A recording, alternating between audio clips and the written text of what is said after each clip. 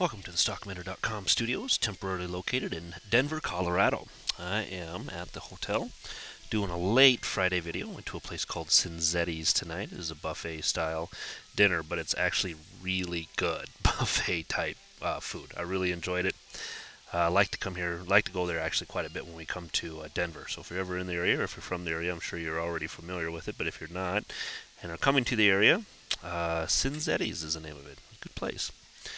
Okay, let's do a quick recap of what we saw today and for the week. This is only my second video for the week because we had Monday off, but I will give you a quick assessment of what's going on, and the Bears really starting to take over here. We had kind of this breakout earlier in the week, and it was a fake breakout.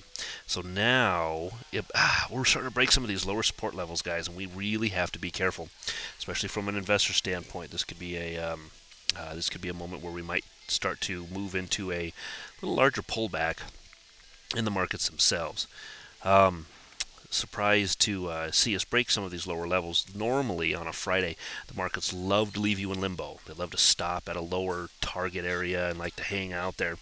So unusual to see them break these lower levels, but sure enough, I mean, we are definitely below them. On the 60 minutes, a little bit tougher to see, but if you flip over here to the daily on the Dow, you can clearly see that we've now broken this 12,200 area, coming back down, touching that 12,100, but to be quite honest, the next level below us is about 12,000, just above 12,000, and then below that it gets pretty deep before we start seeing some real heavy support coming into the market. So are we going to be, from an Elliottian standpoint, looking at a 1, 2, 3, 4, 5?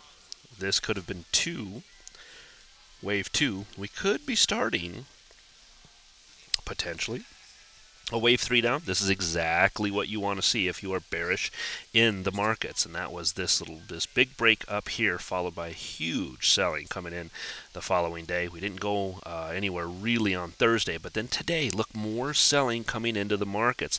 This could pull itself down into the next part of the week.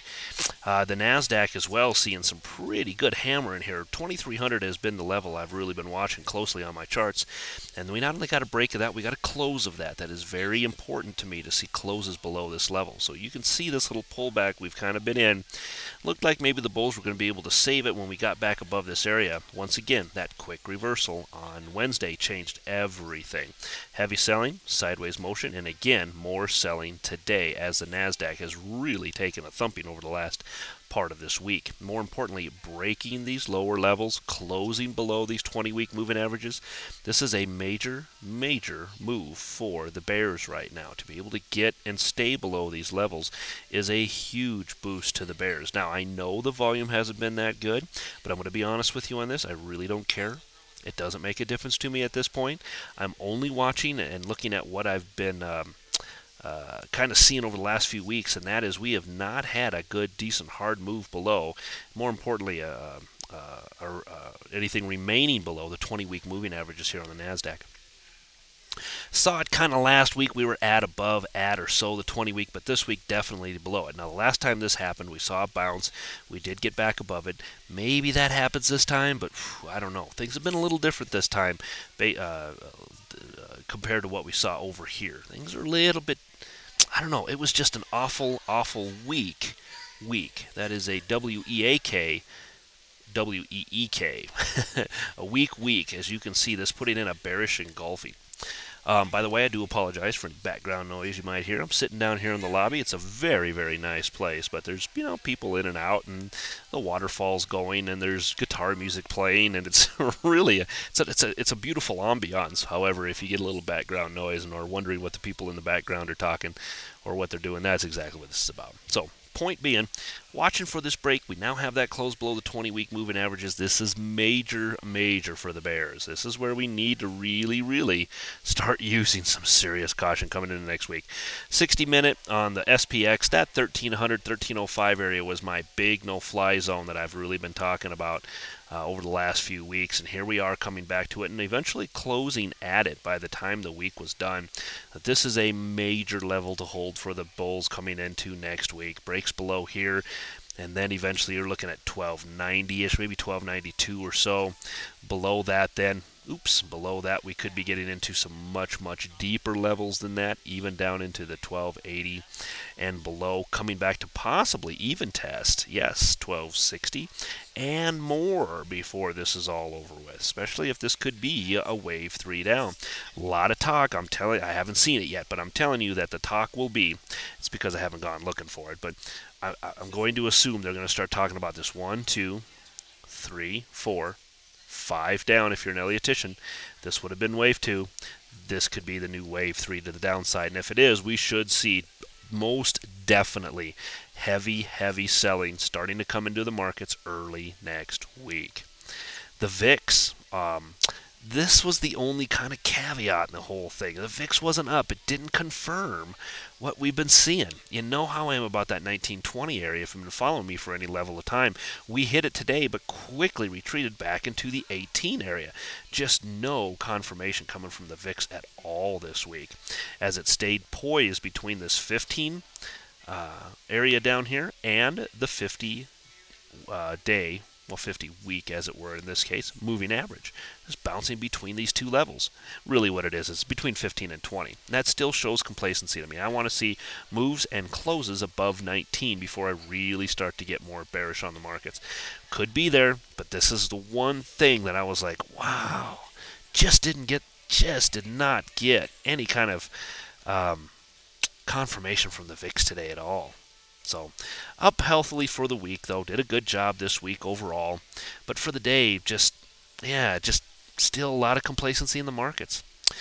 Apple was down today, 266. Coming in to revisit some of these lower levels of 341. We really haven't had any more major breaks since I talked to you on Wednesday. I'm really looking for these moves back below the moving averages or back above 350. Really haven't seen any of that. Like I said, since Wednesday, Thursday, and Friday, didn't give us much of anything. You can call it consolidation, you can call it a pullback, you can call it Jim. I really don't care what name you give to it. Point is, we have to wait until these lower levels are broken before we go short, and ultimately these upper levels before I go long. I still do like a push up and over 350. Some might be calling for 352 or so. I really like 350. I think it's a more aggressive entry, but I do think it's a very, very good entry if Apple decides to move upwards. Otherwise, if the markets are going to get into a wave 3 down, Apple's going to suffer. Now, it does tend to have more of a mind of its own and kind of do its own thing, but I really wouldn't be interested in Apple long if the rest of the markets are falling. You're just you're swimming upstream if you're going to try to play that card. From a weekly too, we did not hold the 20-week moving average. Notice how we tried to get above it. We tried to hold it. We did our best to get back above this 350 level, and ultimately, by the time this was all said and done, we finished back below 353 or 343.51. Now, we only missed it by about 6 cents or so. It's not a big deal. Make it 7 cents. So it's not a big deal here, but it is a point to be noticed. We are back below the 20-week moving average again for the 1, 2, 3, fourth time in a row. This is not good for Apple. It's not getting any help from the markets either, but I will tell you this. Apple's actually holding up pretty well overall, considering that for the week, Apple was up $6. And the rest of the markets did not fare so well. If we get bullishness back into the markets, Apple is the stock to watch. I really think it's poised to scream upwards if it gets help from the markets, but only if it gets help from the markets. That's the only time I'm really interested in. FAS on a 60-minute. I'm going to flip right to a daily and make this really short and sweet. I'm liking more and more this lower line. By the time this weekend's over, I'm going to have changed this from a dotted line to a solid line because I like what I'm seeing down here.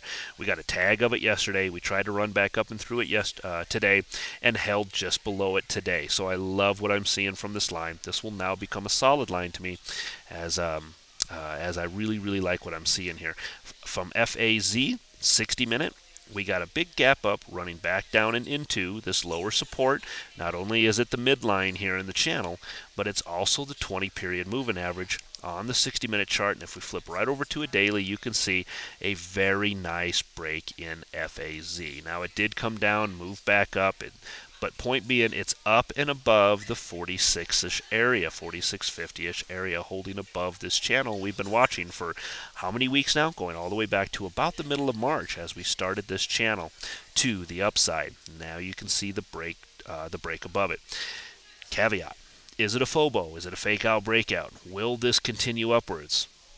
if it's wave 3 down in the markets, this is absolutely going to head upwards. Okay, so coming into next week, you're going to want to watch for anything back up and over 48. This thing gets back up and over 48, you're looking at 49 and potentially the 200 period moving average before you hit any kind of overhead resistance. Now remember, this is a bear ETF, so this is, if this goes up, that means financials are going down. So market goes down, financials will absolutely go with it. That means this thing could scream upwards and make for some really nice moves next week. I'd be watching that pretty close. All right, that'll wrap it up for tonight's video. I'm going to make this kind of shorter and sweet. As we head into the weekend, I want you to keep the levels I've given you in mind for your trading, if you guys are trading out there. And something to keep in mind, too, longer term from an investment standpoint. You want to be very cautious with where and how you're poised in the markets long term right here. This thing continues to head down. We are due for a pullback. We have been due for a pullback for a long time. So this thing continues downwards.